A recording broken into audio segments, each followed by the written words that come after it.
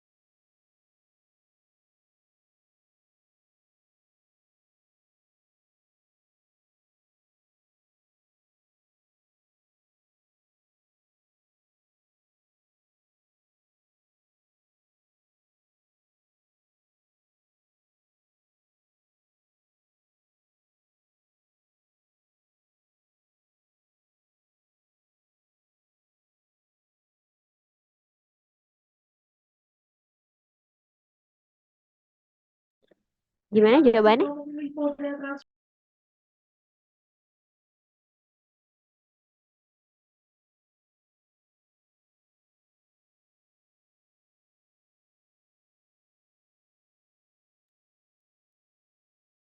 Oke, sorry, tidak ada iklan lagi. Oke, jadi kita lihat di sini yang tadi ini tipsnya artikan keterangannya. Berarti di sini ada 4 mekanisme. Kita lihat ujung panahnya udah kita tahu, ujung panahnya di sini nantinya bakal ada 4 mekanisme. Ini berarti persamaannya kayak gini. Terus lihat lihat persamaan dan perbedaan. Ini persamaannya sama, terus perbedaannya berarti di yang tahap dua ini, 2 tahap ini ya. Tahap yang kedua ini disebutnya, yang pertama ini populasi aslinya, original population. First step of speciation, berarti ini tahapan awal spesiasinya ternyata seperti ini. Ini, terus sama-sama nih ini genetic differentiation, differentiation artinya ada diferensiasi genetik. Maksudnya berarti dia terjadi suatu isolasi mungkin akhirnya secara genetik terbedakan. Yang satunya lagi dia inbreeding akibat adanya mutan. Berarti tiba-tiba mutannya ada di tengah-tengah gitu. Terus terjadi isolasi reproduksi. Makanya di sini isolasi reproduksi, makanya di sini akhirnya jadi 2 spesies yang beda, spesies ungu dan spesies kuning. Oke, kalau kayak gitu, berarti yang A di sini nih hanya ada satu mekanisme spesiasi di atas yang melibatkan penghalang atau barrier geografis. Betul atau tidak? Menurut teman-teman yang punya barrier geografis yang mana? Apakah ada satu, ataukah ada dua, ataukah ada tiga, ataukah ada empat? Keempatnya barrier geografis. Teman-teman anggap ini adalah suatu pulau, suatu kumpulan populasinya, deng. Satu kumpulan populasi. Tapi teman-teman bisa anggap satu populasi, ingat kan definisi populasi, suatu kumpulan dari individu di waktu dan tempat yang sama. Jadi kalau dia tempatnya berbeda, pasti jadi berbeda bentuknya. Contohnya mana? Yang ini ya. Ini satu. Berarti benar dong, cuma satu. Ada lagi nggak? Yang ini beda nggak? Ini masih di tempat yang sama, tapi dia ada kelompok yang memang ada eksklusif sendiri. Tapi dia tidak terhalang oleh barrier geografis, ya nggak? Kalau yang ini, iya, yang ini dia ternyata ada apa ya? Ada penghalang geografisnya, kayak barrier. Mungkin ibaratnya kalau ada suatu populasi, dia tuh di jalan di tengahnya ini dibikin jalan umum. Berarti misalnya kayak ini deh, di di kebun gitu, perkebunan di daerah Sumatera. Awalnya populasi gajahnya segini nih, yang ini. Tapi ketika dibuka jalan, buka jalannya padahal cuma segini, ini bisa jadi bikin gajah-gajah ini nggak bisa saling kawin. Artinya di sini ada barrier geografis. Berarti ini adalah barrier geografis yang pertama. Yang kedua juga barrier geografis. Yang ketiga bukan. Yang keempat udah jelas bukan ya, karena di sini ini bahkan inbreeding. Artinya dia ada kawin di dalam populasinya. Berarti kalau di sini dibilang hanya ada satu mekanisme spesiasi. Salah. Ada mekanisme satu dan dua. Ya. Mekanisme satu dipisahkan oleh jarak. Mekanisme dua berbeda lokasi. Jadi barrier geografisnya itu. Oke, sampai sini sama semuanya. Terus yang B itu populasi kecil beremigrasi. Emigrasi itu kemana sih? Kalau kalau migrasi kan perpindahan secara umum. Emigrasi adalah emigrasi itu keluar, beremigrasi ke sebuah pulau tak berpenghuni dan mengalami evolusi dari waktu ke waktu. Kemudian pergerakan lempeng tektonik menyebabkan pulau mendekat ke populasi asli sehingga terjadi kontak sekunder, namun tidak dapat saling kawin. Skenario ini adalah contoh dari mekanisme tiga. Kira-kira betul atau salah? Mekanisme tiga nih katanya. Dia awalnya subpopulasi kecil beremigrasi ke pulau tak berpenghuni. Terus mengalami evolusi dari waktu ke waktu. Terus kemudian pergerakan lempeng tektonik menyebabkan pulau mendekat. Kalau dia beremigrasi harusnya di mekanisme yang dua ya. Salah. Kalau beremigrasi pindah pulau harusnya mekanisme kedua yang ini. Ya. Tapi memang kalau dibilang pergerakan lempeng tektoniknya yang mendekat, oh lama-lama dia nggak dekat ya bisa jadi kalau kayak gini. Tapi awalnya kalau yang pindah pulau dia kayak gini dulu, nggak mungkin rapet karena di sini nggak ada barrier geografisnya sama sekali. Itu ya, ini nyambung gitu. Oke, paham? Eh, lalu pada suatu spesies tumbuhan, warna bunga berevolusi pada beberapa individu. Hal ini dapat menyebabkan terjadinya spesiasi berdasarkan mekanisme 4. Kita lihat mekanisme 4 ini justru dia memang inbreeding by mutan. Artinya dia nggak terjadi emigrasi, nggak terjadi migrasi, nggak ada beda lokasi. Artinya dia memang ada sesuatu gen aja yang termutasi. Makanya dia bisa berevolusi sendiri meskipun di dalam populasi yang sama. Berarti di sini tumbuhan di tumbuhan warna bunga berevolusi pada beberapa individu. Hal ini dapat menyebabkan terjadinya spesiasi berdasarkan mekanisme 4. Ini bisa ya berarti benar. Alasannya ya berarti di sini apa? Di sini mekanisme 4 ini dia tidak ada penghalang. 4 tidak ada penghalang atau barrier geografis, tidak ada apa lagi. Eh, em, mana lagi? Ya, dia tidak ada barrier geografis, dia tidak ada pencampuran, tapi dia dilakukan inbreeding.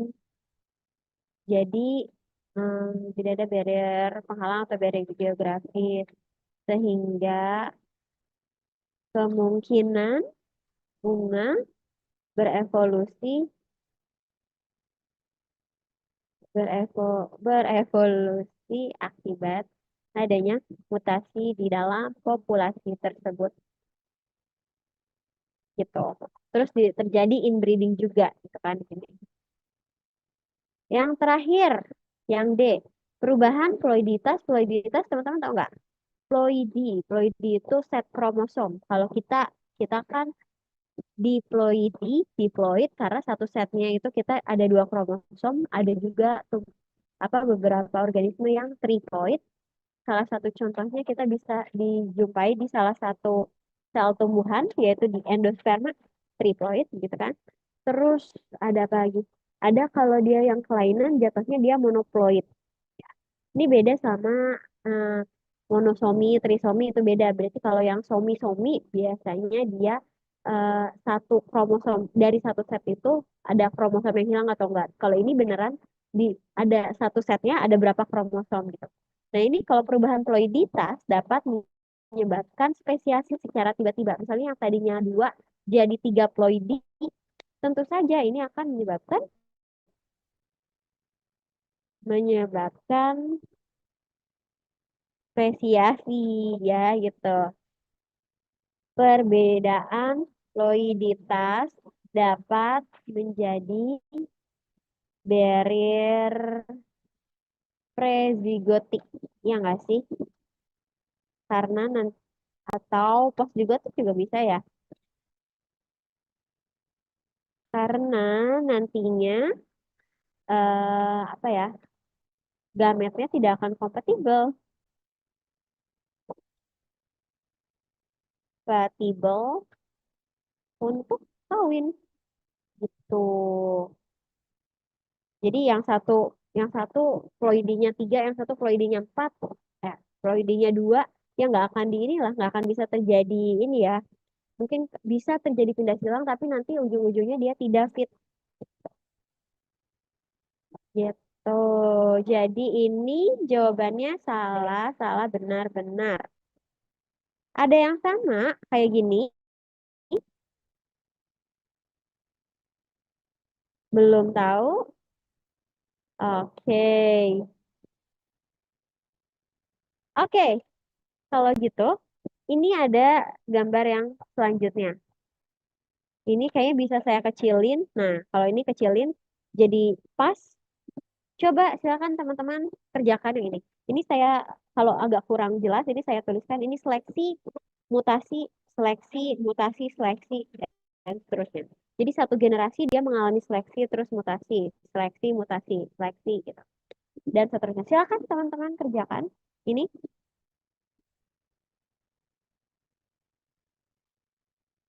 Nanti kita cek lagi jawabannya.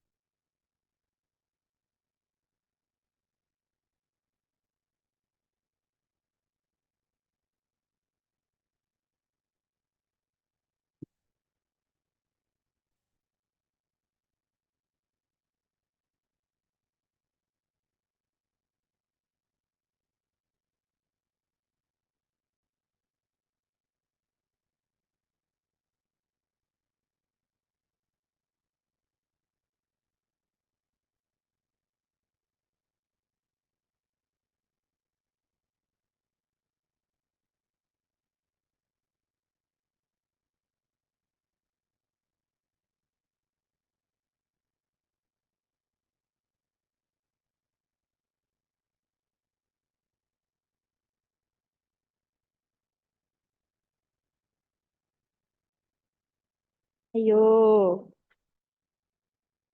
3, 2, 1. Belum ada kubu. Ini udah, oke mungkin ada yang baru join nih. Silahkan teman-teman coba kerjain dulu yang nomor 10. Ini sama caranya, berarti membaca, eh, menganalisis gambar lagi.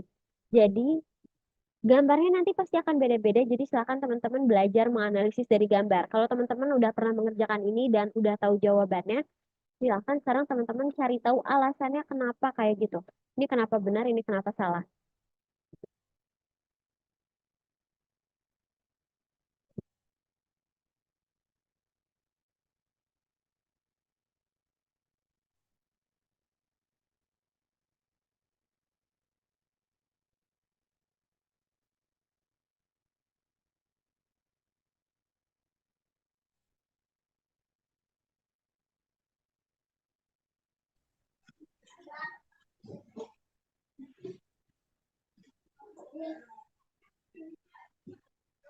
Atau ada yang mau share nanti ini jawabannya ini kak, ini gini, ini benar, ini salah. Kita belum ada yang open mic ya?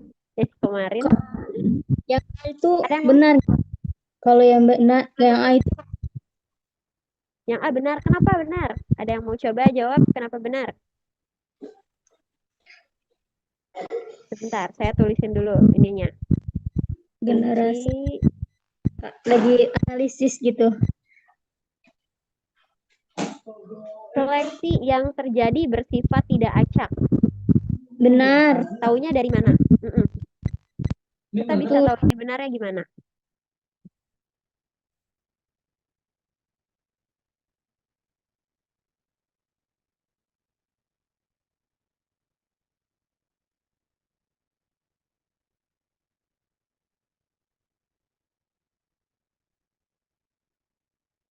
Gimana tadi? Nggak apa-apa open mic lagi biar seru. perhatikan gambar berikut mengenai perubahan alur yang terjadi di dalam sel populasi. Ini kan generasi 1, 2, 3. Ya, Terus ini sabar nggak ada kakak. teori-teori, ini nggak ada teori-teorinya loh, nggak, ini nggak ada konsep-konsepnya. Ini kita belajar menganalisis gambarnya. Baru pernah belajar yang ini kak, jadi lagi menganalisis. Oke, nggak apa-apa. Good.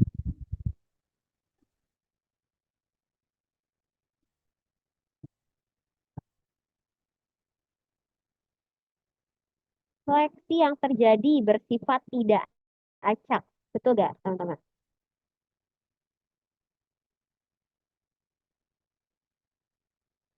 Kita lihat, berarti kalau seleksi, kita lihat yang ini ya, seleksi. Kita lihat, kalau seleksi, ingat seleksi alam. Seleksi alam itu kan bisa macam-macam, bisa seleksi yang tadi searah. Kalau searah berarti dia menguntungkan salah satu sifat, salah satu karakter. Misalnya yang putihnya hilang, yang hitamnya doang yang hilang, yang ekstrim-ekstrimnya yang hilang. Atau dia ini ke salah satunya, atau dia ini bisa random. Dia kalau random berarti mirip sama si apa namanya, genetic drift atau hanyutan gen. Berarti kayak atau efek leher botol deh ibaratnya. Kalau efek leher botol berarti kan semuanya nanti yang kena yaitu yang keluarnya beneran random. Kalau ini dia random nggak seleksinya? Kita lihat dari generasi satu. Generasi generasi satu diseleksi. Yang terseleksi adalah yang jadi generasi. Oke. Kita yang terseleksi ternyata yang ini, teman-teman. Mana nih? Yang warnanya putih ini ya. Kan putih sama hitam ceritanya. Ini yang putihnya jadi terseleksi. Terus kita lihat. Terus dia yang hitam-hitam ini ada yang termutasi. Terus di sini terseleksi lagi. Yang terseleksinya sekarang yang putih yang nanggung kayak gini. Terus terjadi mutasi lagi. Terus di sini terseleksi lagi. Terseleksinya ada cuma mana? Yang menguntungkannya yang hitam yang diuntungkannya. Di sini bisa kelihatan makin ke sini seleksinya dilakukan untuk menguntungkan yang warnanya makin gelap, ya enggak? Coba kita lihat. Seleksi yang pertama di generasi satu. Dia yang terseleksi adalah yang warna terang, ya enggak? Seleksi yang kedua, dia yang terseleksi lagi-lagi yang warnanya terang. Karena ada yang mutasi ini, yang warnanya lebih gelap, ya enggak? Terus terjadi mutasi lagi. Seleksi yang ketiga, yang terseleksi adalah yang warna terang lagi, guys. Jadi apakah ini seleksinya acak? Jawabannya Iya. salah. Iya. Tak Jawabannya acak enggak? eh, tidak acak. Tidak acak, betul. Oh, tidak acak. Coba lihat dulu. Seleksi yang bersifat tidak acak. Oh ya, seleksinya bersifat tidak acak. Berarti betul. Oke. Pembahasannya. Kenapa? Karena dari generasi ke generasi terlihat seleksi terarah apa ya? Terarah dalam kurung menyeleksi salah satu sifat. Sifat atau karakter lebih terang. Misalnya gitu. Oke. Sekarang yang kedua. Mutasi yang terjadi merupakan mutasi pada sel-sel somatik. Betul atau salah? Nih.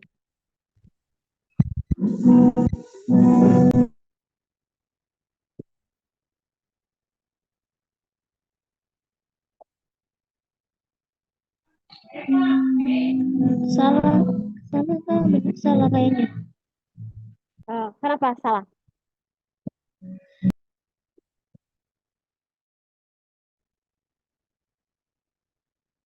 Kenapa salah? Karena apa ya, mutasi somatik tidak dibawa ke generasi berikutnya. Jauh sekali suaranya. Karena ini jawabannya salah. Jo.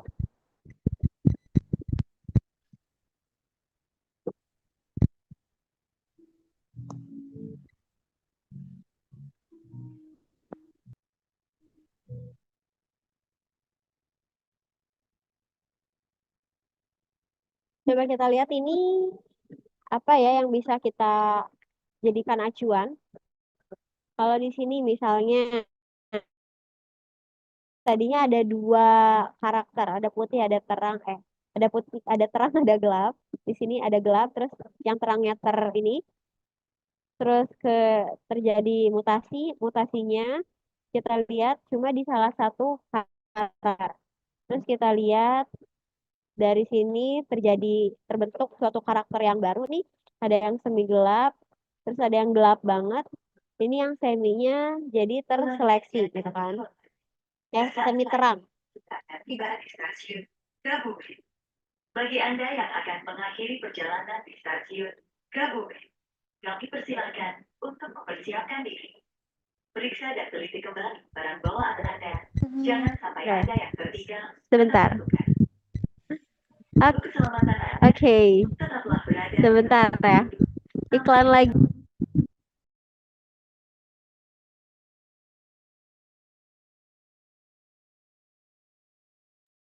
Sampai jumpa pada perjalanan.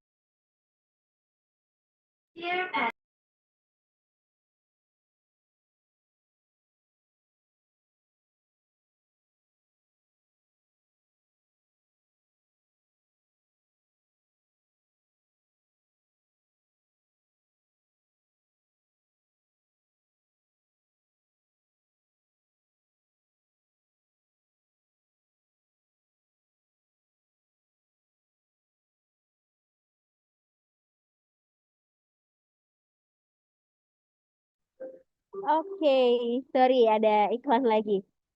Lanjut, yang B, mutasi. Kedengeran dong, mohon maaf ya, ini lagi di jalan. Tapi biar ketemu kalian, jadi saya coba dimanapun kita memang harus belajar ya. Tidak ada alasan tidak belajar. Oke, lanjut. Yang B, tadi saya dari Yogyakarta loh, ternyata ada yang dari Jogja juga. Oke, anyway, yang B, mutasi yang terjadi merupakan mutasi pada sel-sel somatik kita lihat di sini. Berarti kita fokusnya di mutasinya ya kan? Kalau yang tadi kita ceknya di seleksinya, sekarang kita di mutasinya. Mutasinya di sini kita lihat yang terjadi mutasi itu di satu karakter, terus dia muncul ada dua karakter beda, gitu kan? Terus berarti kan di sini di sini udah terseleksi nih yang ini. Terus di sini termutasi lagi, mutasi yang hitam ini jadi lebih hitam. Terus ada yang akhirnya warnanya jadi agak agak hitam, agak gelap gitu kan. Terus di sini terjadi seleksi lagi. Artinya apa? Apakah dia di sel-sel somatik? Kita bisa tahu dari mana sih dia di sel-sel somatik atau enggak? Sebetulnya bisa kelihatan dari kalau menurut saya ya, kalau kalau seleksi kan kita ngelihat dari karakternya ada berapa, terus berkurang berapa. Iya, kalau mutasi di sini, ini tadinya oke, tadinya cuma satu karakter, terus dia jadi berbagai karakter. Tapi karakternya ini ada yang nambah gitu, guys. Jadi menurut kalau mutasinya di sel tubuh, kemungkinan bisa terjadi di semuanya sih ya. Coba lihat lagi deh. Mutasi, kalau sel-sel mati kan berarti sel-sel tubuh ya. Berarti lawannya sel-sel somatik adalah sel-sel kelamin. Mutasi ini apakah terjadi di sel tubuh?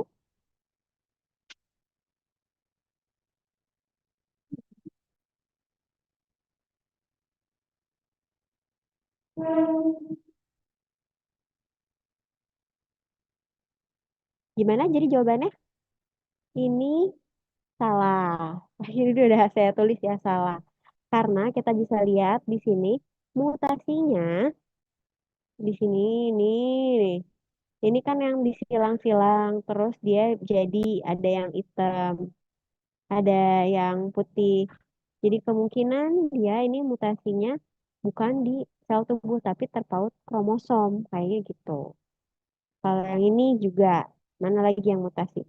Ini udah terseleksi nih ceritanya yang salah satu warna. Terus dia termutasi lagi. Jadi kayak kita lihat ada sesuatu di sini. yang warnanya yang satunya jadi hitam banget gitu kan. Terus di sini jadi makin hitam. Artinya kemungkinan ini kan dari generasi satu ke generasi dua ke generasi tiga ini kemungkinan makin apa ya biar makin kuat kayaknya dia lewatnya bukan di sel-sel somatik karena kalau sel-sel somatik mungkin makin banyak yang termutasinya gitu. Jadi ini kelihatannya kayak ya cuma beberapa doang yang resesif ya nggak sih? Karena kita lihat di sini cuma sebagian kecil dari generasinya ya yang termutasi gitu. Kita lihat dari jumlahnya. Dilihat dari jumlahnya, kemungkinan bukan dari sel-sel somatik. Kalau sel somatik, eh, jumlah yang termutasi mungkin akan lebih banyak gitu. Berarti ini kemungkinan mutasinya resesif gitu. Tapi di sebelah mana nih? Apakah di sel somatik atau di sel kelamin? Jadi ini jawabannya salah karena ternyata dia lebih sedikit gitu yang kenanya gitu kan. Apalagi kita lihat aja dari banyak ini ujung-ujungnya yang bertahannya cuma dua gitu kan. Terus teman-teman bisa ingat yang pedigree yang kayak gitu kan biasanya diturunkannya di apa ya di organisme yang gitu doang. Di organisme yang spesifik. Biasanya dia terpaut sama suatu kromosom. Misalnya bisa aja nih, bisa aja dia yang eh, menjadi gelap ini dia kromosomnya X gitu. Dia punya kromosom X yang terikat, jadi si gennya terikat sama kromosom X. Terus di sini dia kalau terikat lagi sama kromosom X lagi, di sini yang lainnya dari generasi 2 ke generasi 3 kalau dia terikat sama kromosom X, berarti dia bisa sesuai sama yang ini gitu, karena ujung-ujungnya dia lebih sedikit. Tuh. Gitu kurang lebihnya. Jadi mutasi ini kalau terjadi di sel-sel somatik kayaknya dia bukan sel somatik. Kalau yang C, nilai kesintasan dari alel yang ada berubah dari generasi ke generasi. Ini tentunya nilai kesintasan karena dari sini generasi satu tadi yang ada terang sama agak gelap. Terus di sini terseleksi yang terangnya. Jadi gelap sama yang gelap, semi gelap gitu kan. Yang agak gelap banget gitu. Ini agak gelap sama yang gelap. Terus ini yang gelap sama gelap banget. Ini gelap banget dan lain-lain. Ini artinya nilai kesintasan dari setiap alelnya bisa berubah dari generasi satu ke generasi dua. Jadi di sini kok sel-sel. Jadi di sini benar.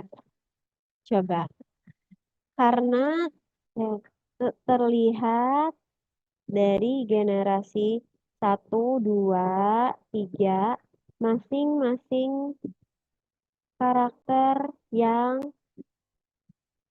survive berbeda, ya kan? Berbeda-beda ya, kelihatan. Kalau di generasi satu yang terang, generasi dua yang udah agak agak gelap, generasi tiga yang gelap banget gitu. Terus yang D.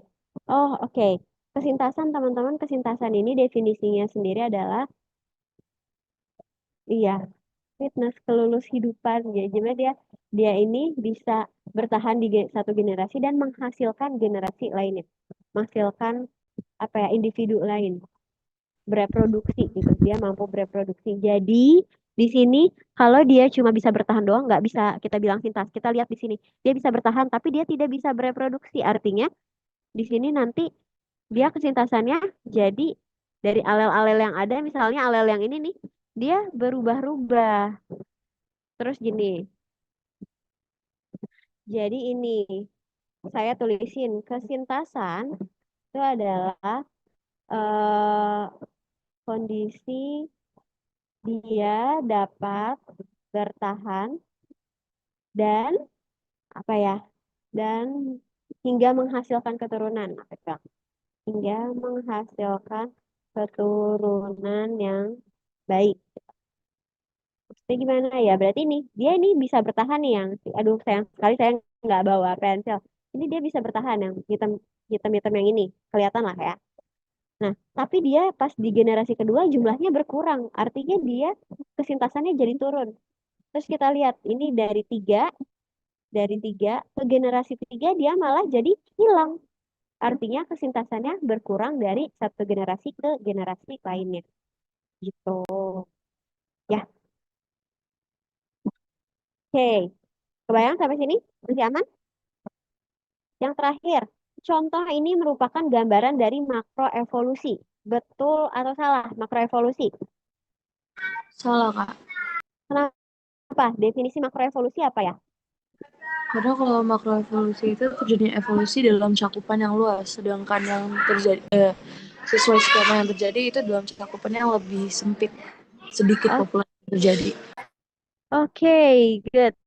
Jadi yang tadi, yang berubah adalah alelnya tadi ya. Jadi kalau masih dalam alel, kalau masih dalam dia cuma variasi genetik doang, tingkatannya cuma variasi genetik, dia adalah mikroevolusi. Di sini berarti salah. Perubahan alel atau perubahan variasi genetik termasuk ke dalam mikroevolusi. Oke, gitu. Jadi ini betul salah, betul salah. Oke, kebayang ya? Sampai sini dulu ada pertanyaan. Kalau nggak ada, kita lanjut. 3, 2, 1. Ini ada satu lagi sih. Nggak ada yang ada beberapa. Nggak apa-apa nanti ini buat latihan teman-teman. Kalau mau coba dulu boleh deh satu lagi nih. Kita langsung bahas barengan aja ya, langsung dilihat. Jadi sekalian saya baca, sekalian teman-teman ngerjain jawabannya. Perubahan morfologi spesies seiring waktu merupakan salah satu bukti seleksi alam. Sebagai contoh, seorang peneliti mengukur dan membandingkan panjang paruh hingga pemakan biji di area yang memiliki spesies introduksi dan yang tidak. Ini berarti yang tidak diproduksi, introduksi, yang ini yang diintroduksi. Ini ada tulisannya, spesies introduksi ya. Yang tidak Florida Selatan. Spesies introduksi adalah spesies pendatang yang sebelumnya tidak ditemukan di area tersebut. Panjang paruh dibandingkan dengan spesies museum.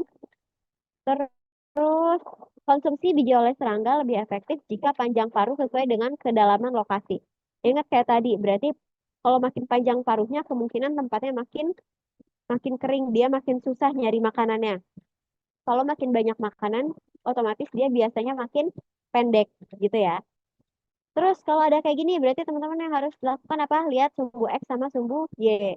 Ini sumbu X-nya panjang paruh, ini sumbu Y-nya jumlah individu. Oke, kita tuliskan pembahasannya.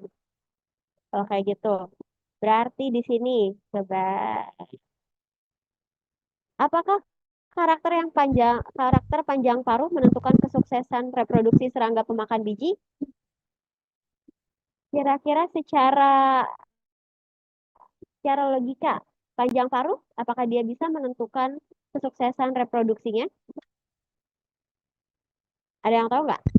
Jadi udah ditulis atuh benar. Kesuksesan. Oh gitu. Bukan itu yang tadi. Saya kan copy paste.